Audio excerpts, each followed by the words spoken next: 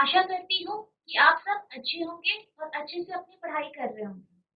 आज मैं मोनिका रावत आपका स्वागत करती हूँ आईसीटी वर्चुअल क्लासरूम देहरादून में। आज मैं आपको क्लास 12 में सब्जेक्ट फिजिक्स में आपका magnetism and matter chapter continue कर रही हूँ। पहले आपने इसमें एटम जो इलेक्ट्रॉन का है, एटम और डायपोल मोमेंट के अकॉर्डिंग उस टॉपिक को पढ़ा होगा। आज मैं आपको मैग्नेटिज्म एंड मैग्नेटिक इंटेंसिटी पढ़ा रही हूँ। तो हम अब मूव करते हैं अपने स्मार्ट बोर्ड की तरफ। तो हम आज चैप्टर 5 मैग्नेटिज्म और मैटर पढ़ रहे हैं, जिसमें हम सबसे पहले मैग्नेटाइजेशन के बारे में और मैग्नेटिक इंटेंसिटी के बारे में पढ़ेंगे। तो सबसे पहले हम ये जानते हैं कि मैग्नेटाइजेशन होता क्या है। तो हम ये पढ़ेंगे कि मैग्नेटाइजेशन होता क्या है। बेसिकली मैग्नेटाइजेशन जो होता है, अगर हम जनरल फॉर्म में पढ़ें कि मैग्नेटाइजेशन होता क्या है, तो मैग्नेटाइजेशन का बेसिक मतलब होता है कि किसी भी जो आपका एलिमेंट है या कोई सब्सटेंस है उसको मैग्नेटाइज करना, यानी उसमें मैग्नेटिक फील्ड को इंड्यूस करना, यानी जो आपका मैग्नेट है उसका प्रभाव डालना कि वो मैग्नेटाइज हो जाए, उसमें मैग्नेटिक प्रॉपर्टी आ जाए। सो अगर हम नॉर्मल टर्म्स में इसको इस तरीके से कहते हैं, लेकिन अगर हम इसे डेफिनेशन के अकॉर्डिंग समझें तो बेसिकली मैग्नेटाइजेशन किसी भी मटेरियल का, उसे हम डिफाइन करते हैं net magnetic moment per unit volume से, net magnetic moment per unit volume से, जिसे हम m equals to m net per volume इस तरीके से शो कर सकते हैं। ठीक है, सो हम जो आपका मैग्नेटाइजेशन है उसको m नेट यानी net magnetic dipole, net magnetic dipole moment, net magnetic dipole पर यूनिट वॉल्यूम, यानी कितने वॉल्यूम में इसमें डायपोल, मैग्नेटिक डायपोल प्रोड्यूस हुआ है। बेसिकली मैग्नेटिक डायपोल जो होता है वो ये होता है कि किसी भी जो सब्सटेंस होता है, चाहे वो कोई भी सब्सटेंस है, तो उसमें हम जब मैग्नेटाइजेशन देते हैं तो उसमें मैग्नेटिक फील्ड जो प्रोड्यूस हो जाती है उसको हम मैग्नेटिक डायपोल कहते हैं। अगर हम नॉर्मल टर्म्स में कहें तो मैग्नेटिक डायपोल बेसिकली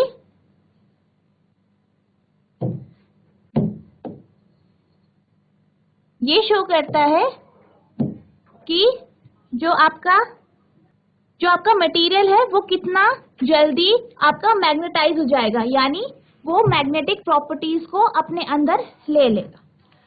सो जो आपका मैग्नेटाइजेशन होता है जिसे हम m से डिनोट करते हैं, जो आपका मैग्नेटाइजेशन यानी m होता है वो एक वेक्टर क्वांटिटी होता है। वेक्टर मतलब इसकी क्वांटिटी भी होती है और डायरेक्शन भी होती है, यानी आप ये बोल सकते हैं कि इसकी डायरेक्शन होती है। So it's a vector quantity. आप सिर्फ इसकी क्वांटिटी ही नहीं बता सकते, इसकी डायरेक्शन भी बता सकते। और इसकी डायमेंशन जो होती है, इसकी डायमेंशन होती है वो L यानी length raise to power -1 A ampere होती है। बेसिकली इसकी SI यूनिट एम्पियर पर मीटर होती है। सो मैग्नेटाइजेशन एक क्वालिटी होती है किसी सब्सटेंस की कि वो मैग्नेटिक फील्ड अपने अंदर किस तरीके से इंड्यूस कर लेता है, यानी ले लेता है। नेक्स्ट हम कुछ एग्जाम्पल लेके अपने आगे के फॉर्मूलेज को डिराइव करेंगे और कुछ कॉन्सेप्ट्स को समझेंगे। सो हमने क्या किया है, एक सोलेनॉइड लिया है। सोलेनॉइड कुछ इस तरीके से फिगर होती है जिसमें आपका स्पाइरल या कर्व फॉर्म में एक जो होती है वायर या कोई कंडक्टिंग मटेरियल जो होता है वो होता है। इस फिगर को हम सोलेनॉइड कहते हैं। सो बेसिकली हम एक सोलोनॉइड लेंगे जिसमें हम n टर्न्स पर लेंथ, यानी पर लेंथ में जिसमें हमने माना है कि हमारे पास n टर्न्स है, और हम इससे करंट पास कराएंगे। तो जो इस सोलोनॉइड में हमें मैग्नेटिक फील्ड मिलेगी, ठीक है, मतलब इस सोलोनॉइड के अंदर जो हमें मैग्नेटिक फील्ड मिलेगी, बेसिकली सोलोनॉइड अंदर से अभी खाली है, मतलब इसमें कुछ नहीं है। हम ये सोच रहे हैं कि ये वैक्यूम है, ठीक है। जो आपकी सोलोनॉइड होगी उसमें जो मैग्नेटिक फील्ड होगी वो हम डिनोट करेंगे बी नॉट से, क्योंकि हमने इसके कोर में यानी इसके अंदर हमने किसी भी तरीके का कुछ भी मैटर नहीं लिया है, ठीक है। B naught equals to mu naught N I. Okay, basically जो बी होगा यानी जो सोलोनॉइड के अंदर जो मैग्नेटिक फील्ड प्रोड्यूस होगी वो बराबर होगी म्यू नॉट टाइम्स एन आई, जहां पे आपका आई करंट है, ओके, जो आपने करंट इस सोलोनॉइड को दी है। देन आपका एन क्या है? नंबर ऑफ टर्न्स, एन है आपका नंबर ऑफ टर्न्स, ओके, जो कि आपका पर यूनिट लेंथ है, पर यूनिट लेंथ है, ठीक है। और आपका जो म्यू नॉट है वो आपका परमेबिलिटी है, मैग्नेटिक परमेबिलिटी। अब हम ये समझेंगे कि बेसिकली परमेबिलिटी क्या होती है। परमेबिलिटी एक प्रॉपर्टी होती है किसी भी सब्सटेंस की कि वो उस पर परमिट करती है, ठीक है। तो बेसिकली हम यहाँ मैग्नेटिक परमेबिलिटी की बात कर रहे हैं, तो यहाँ हम मैग्नेटिक फील्ड की परमिशन यानी जो आपका सब्सटेंस है, जो भी आपका मटेरियल है, वो उस जो मैग्नेटिक फील्ड है उसको अलाउ करता है। कितना अलाउ करता है? वो परमिटिविटी कहलाती है। और बेसिकली ये हम एक ऐसे मीडियम में ले रहे हैं, म्यू नॉट मतलब जब आप वैक्यूम की बात करते हैं या खाली स्पेस की बात करते हैं उसमें हम परमिटिविटी देख रहे हैं। अब हम क्या करते हैं, जो हमारे पास ये सोलोनॉइड है, ठीक है, जो ये सोलोनॉइड है, जो हमारे पास ये सोलोनॉइड है, इसमें हमने एक मटेरियल डाल दिया जिसके मैग्नेटाइजेशन क्या है? नॉन जीरो है। हमने एक ऐसा मटेरियल डाला जिसकी मैग्नेटाइजेशन नॉन जीरो है, यानी जो इजीली मैग्नेटाइज हो जाएगा, ओके। जो इसके अंदर जो फील्ड लाइन प्रोड्यूस होंगी, ठीक है, जो फील्ड इस सोलोनॉइड के अंदर प्रोड्यूस होंगी वो पहले से ज्यादा होंगी, क्योंकि हमने पहले कोई ऐसा मैटर नहीं लिया था जिसमें कोई मैग्नेटाइजेशन हो। लेकिन अब हम इस सोलोनॉइड में एक ऐसा मैटर डाल रहे हैं या ऐसा सब्सटेंस डाल रहे हैं जो कि मैग्नेटाइज हो जाता है और जिसकी मैग्नेटाइजेशन नॉन जीरो है, ठीक है। हमारा मैग्नेटिक फील्ड यानी बी जो सोलेनॉइड के अंदर होगा वो कुछ इस तरीके से होगा, क्योंकि आपने जो आपके सोलेनॉइड है उसमें जब आप नॉर्मल सोलेनॉइड की बात कर रहे थे, यानी जब आपने उसमें मैटर नहीं डाला है, तो उसकी magnetic field intensity B naught है, ठीक है। प्लस उसमें हमने ऐड कर दिया, क्या ऐड किया है?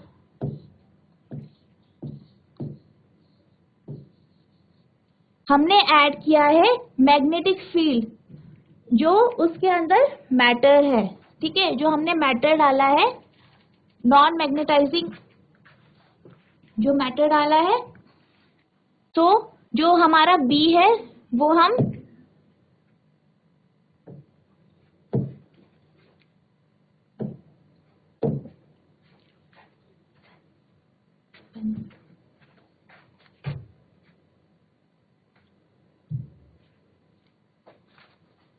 जो हमारा बी है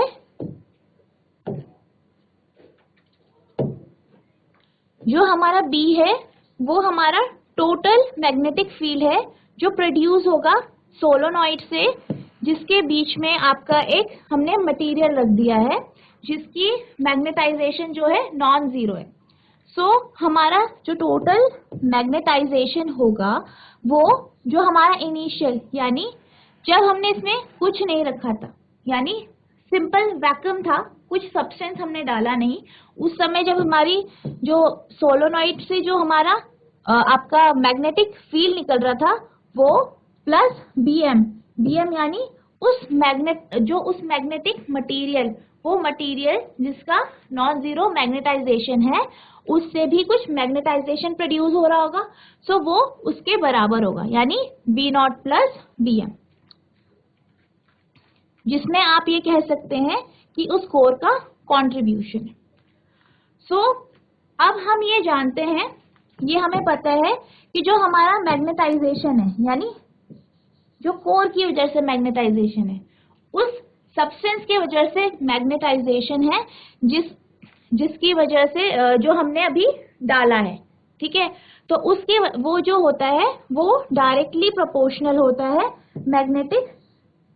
मैग्नेटाइजेशन ऑफ मटेरियल, यानी M जो हमने पीछे पढ़ा, net magnetic dipole upon volume, तो ये उसके प्रोपोर्शनल होता है।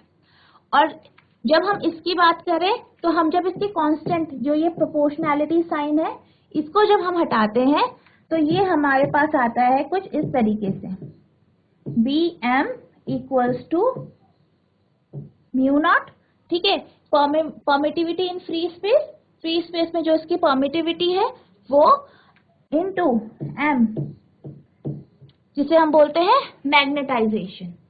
सो बेसिकली अब हमने ये पढ़ा कि सोलोनॉइड में मैग्नेटाइजेशन कितना होता है जब उसमें कोई कोर नहीं है, यानी फ्री है, खाली है वो, ठीक है।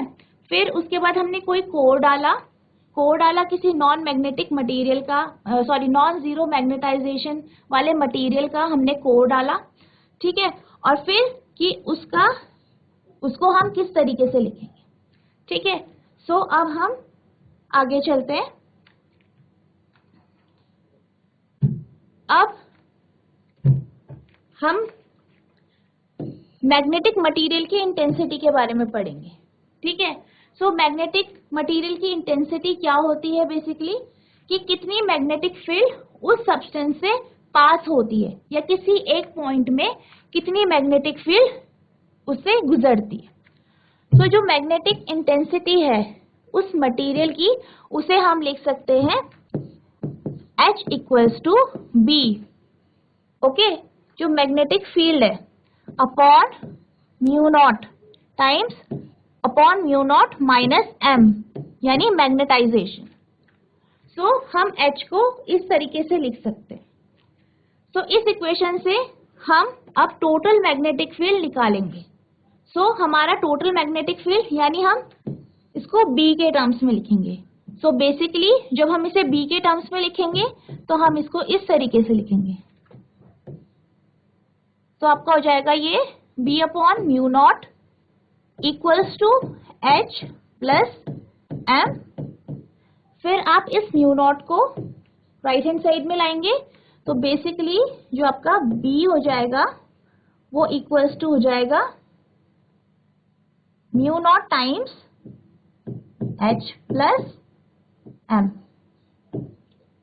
ठीक है। सो हमारा इस तरीके से ये टर्म निकली, ये इक्वेशन निकली।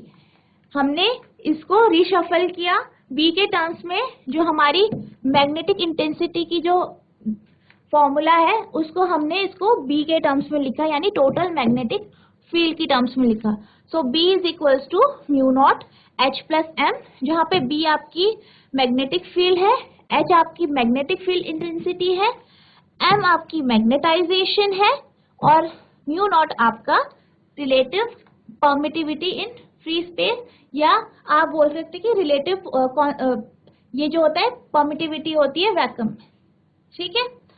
अब जो हमारी मैग्नेटिक फील्ड है वो बहुत सारे एक्सटर्नल जो फैक्टर्स है उस पर डिपेंड करती है, जैसे कि आपके सोलोनॉइड में करंट कैसा फ्लो कर रहा है, कितनी क्वांटिटी का उसमें करंट फ्लो कर रहा है, ठीक है। और नेचर कोर की, कि कोर का नेचर कैसा है, किस तरीके का हमने कोर यूज किया है उसके अंदर, और हम ये एम के ऊपर भी डिपेंड करता है, और बहुत सारे एक्सटर्नल इन्फ्लुएंसेस भी इस पे इफेक्ट करते हैं। यानी जो मैग्नेटिक फील्ड है वो डिपेंड करता है आपका करंट इन सोलोनॉइड, सोलोनॉइड में करंट कितना है, ठीक है। फिर आपका नेचर ऑफ कोर, कि आपकी कोर का नेचर कैसा है, ठीक है। और आपका एम, और कुछ एक्सटर्नल जो आपका एम है वो एक्सटर्नल इन्फ्लुएंसेस इस पे इफेक्ट करते हैं, एक्सटर्नल इफेक्ट्स इस पे इफेक्ट करते हैं, सो इस पे भी ये डिपेंड करते हैं। अब हम मैग्नेटाइजेशन को कुछ इस तरीके से भी लिख सकते हैं, m equals to psi h, जहां आपका साई जो है वो मैग्नेटिक ससेप्टिबिलिटी है। साई क्या है, मैग्नेटिक ससेप्टिबिलिटी है, ठीक है।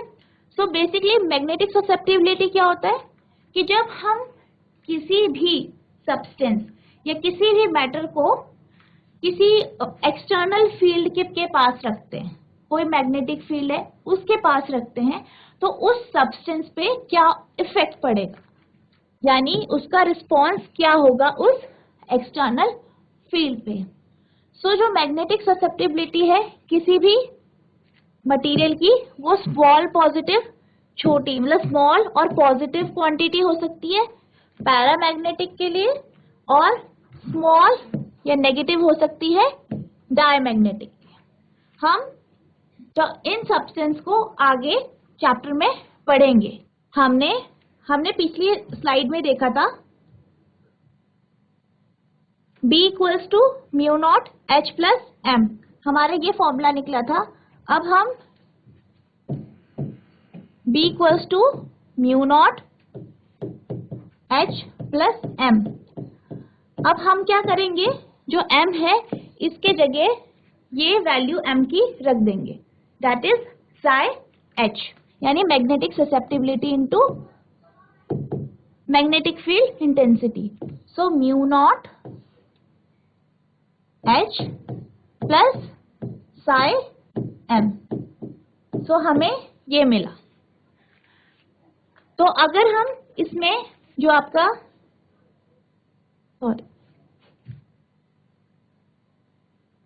साई जो आपका H आएगा यहाँ पे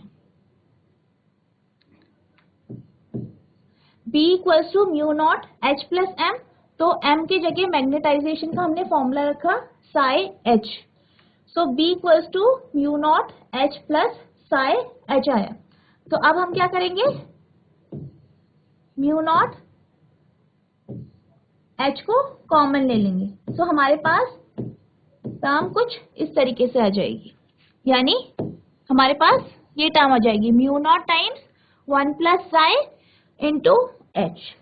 अब जो म्यू नॉट 1 प्लस साई जो होता है वो रिलेटिव परमिटिविटी भी होता है, सो हम इसे म्यू आर लिख सकते हैं। सो हमारा इसकी जगह आया mu naught mu r H, ठीक है। और हमारा जो म्यू होता है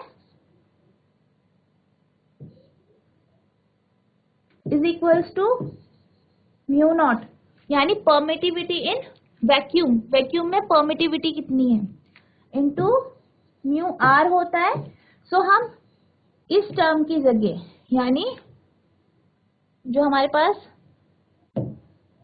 ये जो टर्म है इसकी जगह हम म्यू इस टर्म की जगह हम यहाँ पे म्यू की वैल्यू रख देंगे।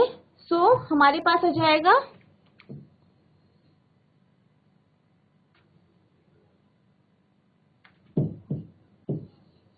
म्यू H, यानी हमारा जो मैग्नेटिक फील्ड है वो म्यू H आएगा, ठीक है।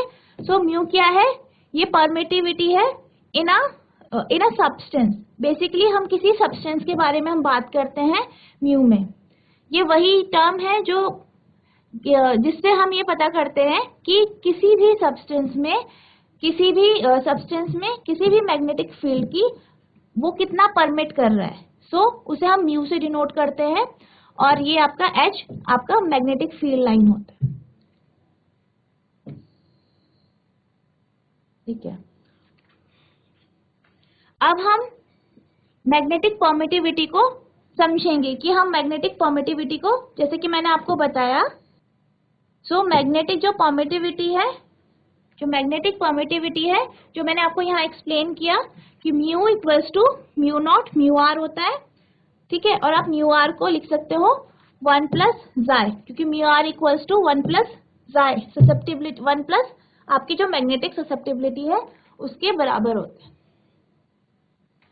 अब हम मैग्नेटिक परमिएबिलिटी को हम डिटेल में पढ़ेंगे कि मैग्नेटिक परमिएबिलिटी होती क्या है। बेसिकली ये एक प्रॉपर्टी होती है किसी भी सब्सटेंस की, जिसमें वो अलाउ करती है मैग्नेटिक लाइंस को। ठीक है, मैग्नेटिक लाइन जो मैग्नेटिक लाइन है फोर्सेस की, वो किसी मटेरियल से पास होती है, तो ये जो प्रॉपर्टी होती है उसको हम मैग्नेटिक परमिएबिलिटी कहते हैं। यानी जो वो सब्सटेंस है वो कितना परमिट कर पा रहा है उस मैग्नेटिक फील्ड लाइन को। जैसे कि आप यहाँ देख सकते हो, फॉर एग्जाम्पल जो ज्यादातर जो सॉफ्ट आयरन कोर होती है, सॉफ्ट आयरन कोर रिंग, सो उससे मैग्नेटिक फील्ड लाइन जो है वो पास हो जाते हैं। सो इस डायग्राम में हमने इसको इस तरीके से शो किया है कि इस तरीके से जो आपकी सॉफ्ट आयरन है उससे मैग्नेटिक फील्ड लाइन जा सकती है। अगर हम इसकी प्रॉपर डेफिनेशन देखें, सो बेसिकली मैग्नेटिक परमिएबिलिटी जो होती है वो रेशियो होती है मैग्नेटिक इंडक्शन और मैग्नेटिक इंटेंसिटी का, यानी B अपॉन H। ठीक है, मैग्नेटिक परमिएबिलिटी क्या होती है? B अपॉन H, यानी मैग्नेटिक फील्ड इंटेंसिटी और ये आपका मैग्नेटाइजेशन। ये एक स्केलर क्वांटिटी होती है, यानी इसकी डायरेक्शन नहीं होती है, इसकी कोई डायरेक्शन दिशा नहीं होती है, ये सिर्फ एक आप इसकी क्वांटिटी, इसकी एक वैल्यू होती है और इसकी डायरेक्शन नहीं होती है, और इसको हम म्यू से डिनोट करते हैं। जो मैग्नेटिक परमिएबिलिटी होती है वो हमें ये बतलाती है, या उससे हम किसी भी मैटर के रेजिस्टेंस को, किसी भी मैग्नेटिक फील्ड में उसके रेजिस्टेंस को ये मेजर कर सकते हैं। ठीक है, हम किसी भी मैटर में उसके मैग्नेटिक फील्ड में उसके जो रेजिस्टेंस है, रेजिस्टेंस मतलब वो कितना अलाउ कर रही है या कितना रोक रही है। बेसिकली रेजिस्टेंस मतलब होता है कि वो उसको कितना रोक पा रही है, उसके अगेंस्ट कितना वर्क कर रही है।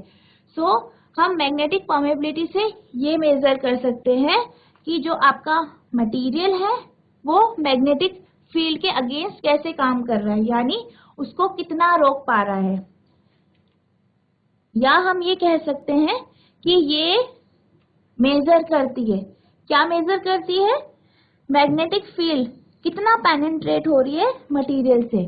जैसे कि आप सॉफ्ट आयरन रिंग में देख सकते हैं कि हमने यहाँ मैग्नेटिक फील्ड इसको दी नॉर्थ टू साउथ। ठीक है, तो जो ये हमारी फील्ड लाइन से, इससे पता चल रहा है कि ये कितना अलाउ कर रही है इन जो ये फील्ड लाइन से इनको आगे जाने में।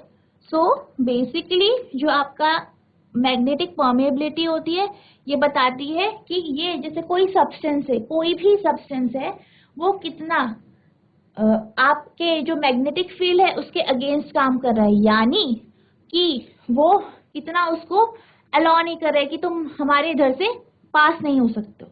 या फिर आप ये कह सकते हो कि कितना वो पेनिट्रेट कर सकता है, यानी वो कितना उससे क्रॉस कर सकता है उस मैटर से।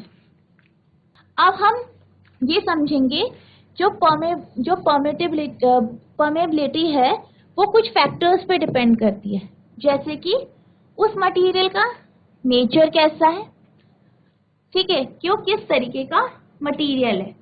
सेकंड, ह्यूमिडिटी के ऊपर, कि जिस एटमॉस्फेयर में, जिस एनवायरनमेंट में, जिस वातावरण में आपने उस मैटर को रखा है वो कैसा है, उसमें नमी कितनी है, उसमें ह्यूमिडिटी कितनी है, उस सब्सटेंस की पोजीशन मीडियम में, कि जिस मीडियम में या जिस एनवायरनमेंट में जिसमें भी आपने उस सब्सटेंस को रखा है उसकी पोजीशन कैसी है, उसके टेम्परेचर में, यानी कि जो आपका सराउंडिंग है उस सब्सटेंस का, उसका टेम्परेचर कैसा है, किस तरीके का वो टेम्परेचर है, तो उसके ऊपर भी आपकी परमेबिलिटी डिपेंड करती है। फ्रीक्वेंसी ऑफ अप्लाइड फोर्स, यानी आपने कितनी फ्रीक्वेंसी से पर सेकेंड आपने कितनी लाइंस को आपने उससे पास कराया है, तो फ्रीक्वेंसी ऑफ अप्लाइड फोर्स, जो आपने फोर्स दिया है, जो मैग्नेटिक फील्ड दी है, उसकी फ्रीक्वेंसी पर सेकेंड कितनी है, कितनी आपने लाइंस से फ्लो करवाई है, या उसके उससे उसको मतलब उस पे आप कह सकते हैं उस पे डाली है। Magnetic permeability is always positive. Magnetic permeability क्या होती है, हमेशा पॉजिटिव होती है, और ये मैग्नेटिक फील्ड के साथ चेंज होती है। जैसे आप मैग्नेटिक फील्ड उसको सब्सटेंस को दोगे जिस तरीके की, तो ये उसके ऊपर भी, उसकी क्वांटिटी के ऊपर भी डिपेंड करती है। सो हमने मैग्नेटिक परमेबिलिटी का फॉर्मूला पढ़ा था, that is mu equals to B upon H, जहाँ पे आपका बी जो है वो मैग्नेटिक इंटेंसिटी है और एच आपका मैग्नेटाइजिंग फील्ड। अब हम इसकी एसआई यूनिट की बात करेंगे। सो मैग्नेटिक परमेबिलिटी की जो एसआई यूनिट होती है वो हेनरीज पर मीटर, जिसे आप एच बाय एम से डिनोट करते हैं, या आप न्यूटन पर स्क्वायर एम्पेयर यानी N A raise to power -2 आप इससे डिनोट करते हैं। सो अभी तक हमने बेसिक परमेबिलिटी क्या होता है, वो किस पे डिपेंड करता है, उसके फैक्टर्स क्या होते हैं, ठीक है, उसके फॉर्मूला क्या होता है, उसका एसआई यूनिट क्या होता है, हमने ये पढ़ा। अब हम टाइप्स ऑफ परमेबिलिटी की बात करेंगे कि परमेबिलिटी कितने तरीके की होती है। तो पहला हमारा जो टर्म है वो है magnetic permeability of free space, ठीक है, जो मैंने आपको पिछले टॉपिक में बताया, जिसको हम म्यू नॉट से डिनोट करते।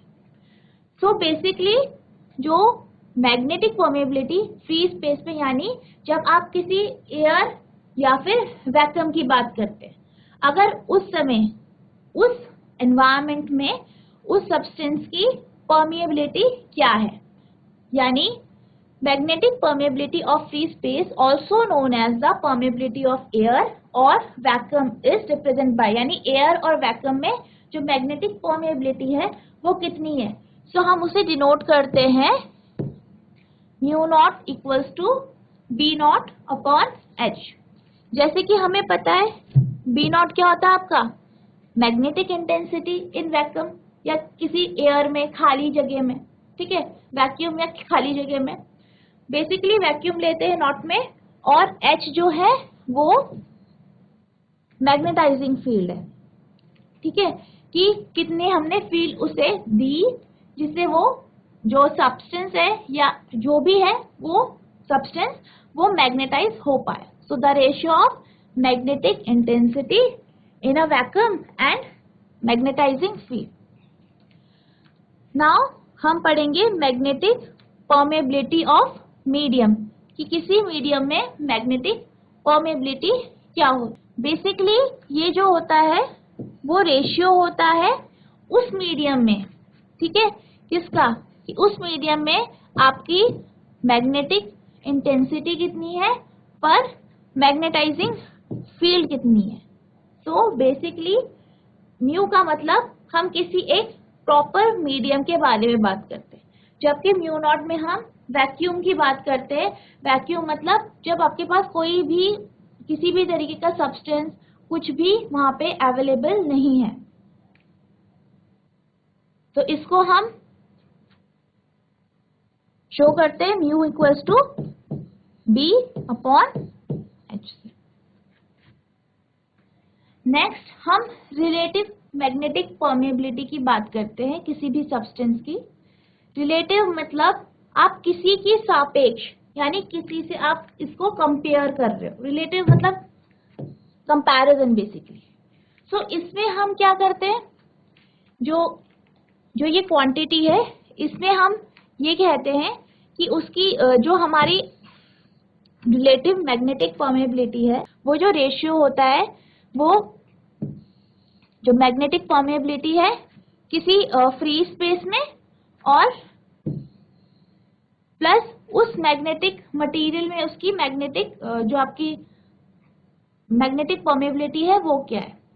सो रिलेटिव जो मैग्नेटिक परमेबिलिटी होती है वो एक डायमेंशनलेस क्वांटिटी होती है, क्योंकि आप देख सकते हैं म्यू एंड म्यू एम दोनों की डायमेंशन सेम है। सो ये कैंसिल हो जाएगी, तो यानी जो आपका रिलेटिव परमेबिलिटी है वो एक डायमेंशनलेस क्वांटिटी है, यानी इसकी कोई डायमेंशन नहीं होती है। अगर हम रिलेटिव परमेबिलिटी की बात करें फ्री स्पेस में, यानी वैक्यूम में या खाली जगह में, सो बेसिकली वो 1 होती है।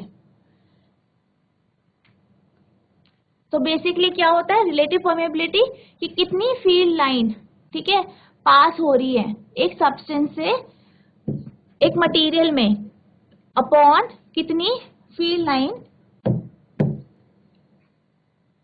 पास हो रही है वैक्यूम में, यानी खाली, जब पूरा स्पेस आपका खाली है। सो स्टूडेंट, आई होप आपको जो भी आज समझाया है मैग्नेटाइजेशन, मैग्नेटिक फील्ड इंटेंसिटी, आपका परमेबिलिटी, आई होप आपको सारे कॉन्सेप्ट अच्छे से समझ में आए होंगे।